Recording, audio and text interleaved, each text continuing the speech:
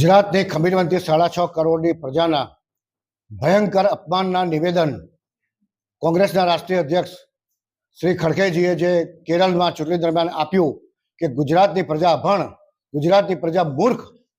એ નિવેદનને અમે સખત શબ્દોમાં ગુજરાતી તરીકે વખોડી કાઢીએ છીએ. આવનારા દિવસોની અંદર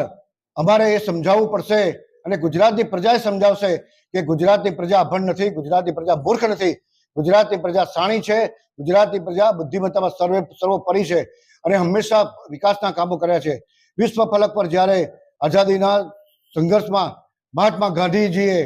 પોતાનું યોગદાન આપ્યું હોય, સરદાર વલ્લભભાઈ પટેલે દેશને એક રાખ્યો હોય, શ્રી નરેન્દ્રભાઈ મોદીજી દેશના યશસ્વી પ્રધાનમંત્રી દુનિયામાં વિકાસની અંદર ગુજરાતને નંબર 1 બનાવતા હોય, દેશને નંબર 1 બનાવતા હોય, તો એવા સમયે આ ગુજરાતીઓનું અપમાન કોઈ પણ સંજોગોમાં ચલાવી લેવામાં નહીં આવે.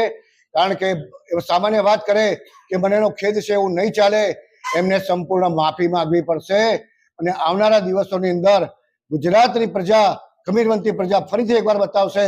કે અમે અભણ નથી, અમે મૂર્ખ નથી, અમે શાણી પ્રજા છીએ, અમે વિદ્વાન પ્રજા છીએ અને એના માટે આગલા દિવસોની અંદર ગુજરાતની પ્રજા એ પરચો બતાવશે.